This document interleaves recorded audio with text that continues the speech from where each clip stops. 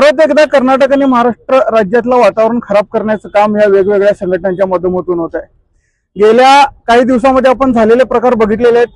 बाळेकुंद्रीमध्ये एका सामाजिक मुद्द्याला भाषिक रंग देऊन तिथं महाराष्ट्र एकीकरण समितीने मराठी माणसांना त्याच्यामध्ये ओढून त्या पूर्ण राज्यातलं कर्नाटक आणि महाराष्ट्रातलं दोन्ही राज्यातल्या सीमेवरचं वातावरण खराब करण्याचं काम त्या ठिकाणी चाललं होतं। त्याचबरोबर कर्नाटकमध्ये चित्रदुर्गमध्ये बसवर हल्ला झाला, त्याला उत्तर म्हणून महाराष्ट्रातून त्या ठिकाणी बसेसवर हल्ला होत आहे। हे सगळं थांबवावं म्हणून बेळगाव आणि कोल्हापूरच्या जिल्हाधिकाऱ्यांनी संयुक्त बैठक घेऊन वातावरण शांत करून परत परिवहन सेवा पूर्ववत केली होती, नॉर्मल केली होती। हे सगळं नॉर्मल असताना परत काल गुलबर्ग्यामध्ये महाराष्ट्राच्या बसला लाल पिवळा रंग फासून त्या ठिकाणी त्या कंडक्टरला सुद्धा लाल पिवळा रंग फासण्यात आलेला आहे, लाल पिवळा झेंडा लावण्यात आलेला आहे। त्याचबरोबर त्याचं उत्तर म्हणून मग शिवसेनेनं परत गांधीगिरीनं त्यांना उत्तर दिलेलं आहे। हे सगळं परत वाढायचं नसेल तर हे सुरुवात करणाऱ्या त्या गुलबर्ग्यामधल्या बेरोजगारांना त्या ठिकाणी शासन करणं गरजेचं आहे, त्यांच्यावर कडक कारवाई होणं गरजेचं आहे। प्रत्येक वेळेला वातावरण शांत असताना असं काहीतरी करायचं आणि जाणून बुजून महाराष्ट्र एकीकरण समितीला आणि मराठी माणसांना याच्यात ओढायचं आणि आम्ही काहीतरी प्रतिक्रिया दिली की उलटे गुन्हे आमच्यावरच घालायचं, त्या पद्धतीचं जे चालू असताना आम्ही डीसी साहेबांना निवेदनाद्वारे विनंती केलेली आहे। हे जर इथंच थांबलं नाही तर नाईलाज असता आम्हाला परत त्याच्यात उडी घ्यावी लागेल, परत तुम्ही आमच्यावरच केसेस घालणार आहे।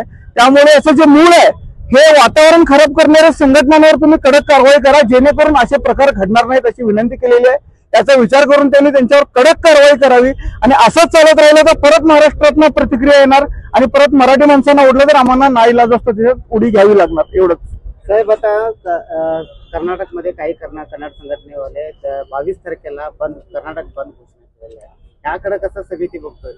नाही, आम्ही त्याच्याकडे मुळात बघतच नाही, त्याच्याकडे बघण्याची काही गरज नाही असं आम्हाला वाटतंय। कर्नाटक बंद कशासाठी? कर्नाटक बंदसाठी काय तर कारण हवं ना, विनाकारण पूर्ण राज्याला तुम्ही वेठीस धरालाय तर किती गांभीर्याने त्याचा विचार करावा हे कर्नाटकातली जनता ठरवेल। आम्हाला मुळातच त्याच्याशी काही देणं घेणं नाही, त्यामुळे आम्ही याचा अजिबात विचार करणार नाही। मराठी माणसं आपला सर्व जो व्यवहार आहे तो नॉर्मल ठेवतील आणि आम्ही त्याच्याकडे अजिबात लक्ष देणार नाही। बस सेवा पुन्हा प्रारंभ व्हावा आणि शांतता राखावी म्हणून दोन्ही जिल्ह्यांचे अधिकारी लोक एक तह करून संचारासाठी एक मार्गसूचन केले होते, परंतु त्याच्यामध्ये कुठलेही नेते, काही त्या साईडचे मंत्री असू दे या कर्नाटकचे राज्याचे मंत्री असू दे, त्यामध्ये काही एक पण वक्तव्य त्यांच्याकडनं येत नाही आहे। त्याच्याकडे कसं तुम्ही काय कसं ह्या वातावरणाला तुम्ही हे करायला? बघा, मंत्र्यांनी खरं तर याच्यात लक्ष घालून दोन्ही राज्यातलं वातावरण शांत करायचा प्रयत्न करायचा होता। या उलट दोन्ही राज्यातले मंत्री एकामेकावर आरोप प्रत्यारोप करून वातावरण दूषित करण्याचं काम करतायत। मी ज्या वेळेला हा एक सामाजिक मुद्दा याला भाषिक रंग देऊ नका म्हणून प्रतिक्रिया दिली त्यावेळेला उलटा माझ्यावरच गुन्हा घालण्यात आला। त्याबरोबर डीसीने एक विधायक पाऊल उचललं होतं, मंत्र्यांच्या आमंत्रणाची वाट न बघता स्वतःहून त्यांनी जिल्हाधिकाऱ्यांना कोल्हापूरच्या भेट घेऊन ही बस सेवा पूर्ववत केली होती। त्याचा तरी विचार करून प्रत्येकाने शांतता राखणं गरजेचं आहे। राज्यात शांतता बिघडणं हे कुणालाही नको आहे, पण विनाकारण असं होत असेल तर मग आमचा सुद्धा नाईलाज होतोय। समितीचा संबंध नसताना तुम्ही जाणून बुजून याच्यात मग मराठी माणसांना ओढता, मग ते अनधिकृत झेंडा तुम्ही तिथे घेऊन फिरता, मग आम्हाला नाईलाज होतोय। त्यामुळे मंत्र्यांनी सुद्धा दोन्ही राज्यातले याचा विचार करून याच्यावर कायमस्वरूपी तोडगा काढणं गरजेचं आहे।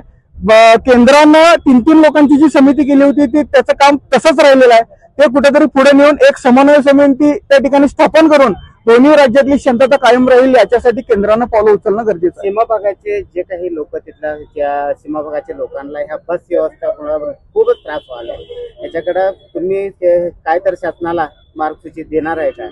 नाही, निवेदन आम्ही त्यासाठीच दिलेलं आहे ना, हे वातावरण परत खराब होऊ नये आणि बस सेवा परत बिघडू नये आणि यातून सामान्य माणसाचे हाल होऊ नयेत यासाठीच हे निवेदन आहे। त्यामुळे जो माणूस याची सुरुवात करतोय त्याच्यावर खऱ्या अर्थानं ऍक्शन घेणं गरजेचं आहे। सुरुवात केल्यानंतर प्रतिक्रिया आलेल्यांवर फक्त गुन्हे होत असतील, मग सुरुवात करणाऱ्यांना तुम्ही प्रोत्साहन देतोय असं त्याचा अर्थ होतोय।